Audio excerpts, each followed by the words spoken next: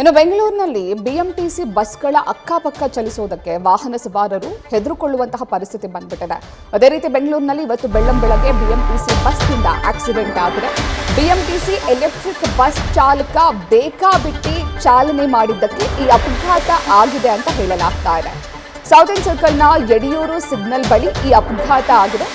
Van ಹಾಗೂ BMTC EV bus ಮುಖಾಮುಖಿ ಡಿಕ್ಕಿಯಾಗಿದ್ದು ಈ ಅಪಘಾತದಲ್ಲಿ ಚಾಲಕನ ತಲೆಯ ಭಾಗಕ್ಕೆ ಗಾಯ ಆಗಿದೆ.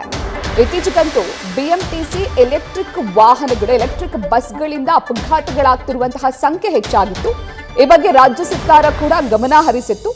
ಆದರೂ ಕೂಡ ಇವತ್ತು ಬೆಳ್ಳಂಬೆಳಗ್ಗೆ ಕೂಡ ಇವಿ ಬಸ್ನಿಂದ ಅಪಘಾತ ಆಗಿದೆ.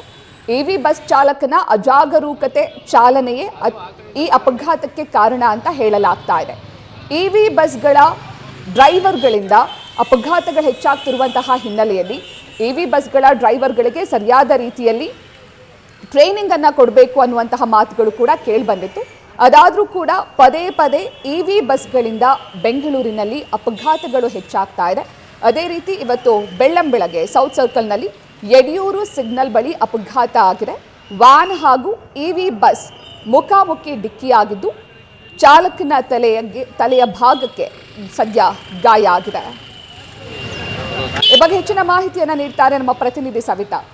ಬೆಂಗಳೂರಿನಲ್ಲಿ ಪದೇ ಪದೇ ಬಿಎಂಟಿಸಿ ಇವಿ ಬಸ್ಗಳಿಂದ ಅಪಘಾತಗಳು ಆಗ್ತಾನೆ ಇದೆ. ಈ ಅಪಘಾತಕ್ಕೆ ಚಾಲಕನ ಅಜಾಗರೂಕತೆ ಚಾಲನೆಯೇ ಕಾರಣ ಅಂತ ಹೇಳಲಾಗ್ತಾ ಇದೆ. ಬಸ್ನಲ್ಲಿದ್ದಂತಹ ಪ್ರಯಾಣಿಕರಿಗೆ ಏನಾದರೂ ಸಮಸ್ಯೆ ಆಗಿದೆಯಾ ಸವಿತಾ?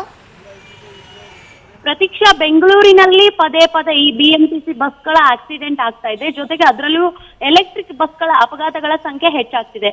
ಬಹುತೇಕ ಪ್ರಯಾಣಿಕರು ಎಲೆಕ್ಟ್ರಿಕ್ ಬಸ್ ಅಲ್ಲಿ ಕೂಡ್ಲಿಕ್ಕೆ ಅಥವಾ ಸಹ ಚಾಲಕರು ಅಂದ್ರೆ ಅಕ್ಕಪಕ್ಕ ಓಡಾಡೋರು ಇವಿ ಬಸ್ ಪಕ್ಕದಲ್ಲಿ ಬಂದ್ರೆ ಗಾಬರಿಗೊಳ್ತಾ ಇದ್ದಾರೆ. ಅಂದ್ರೆ ರ್ಯಾಶ್ ಡ್ರೈವ್ ಇಂದ ಈಗಾಗಲೇ ಇವಿ ಬಸ್ ಚಾಲಕರು ಅಪಘಾತಗಳ ಸಂಖ್ಯೆಯನ್ನ ಯಥೇಚ್ಛವಾಗಿ ಹೆಚ್ಚು ಮಾಡಿದ್ದಾರೆ. ಇಂದು ಕೂಡ ಬೆಳ್ಳಂಬೆಳಗ್ಗೆ ಬಿಎಂಟಿಸಿ ಎಲೆಕ್ಟ್ರಿಕ್ ಬಸ್ ಅಪಘಾತ ಆಗಿದೆ ಸೌತ್ ಎಂಡ್ ಸರ್ಕಲ್ ಬಳಿ.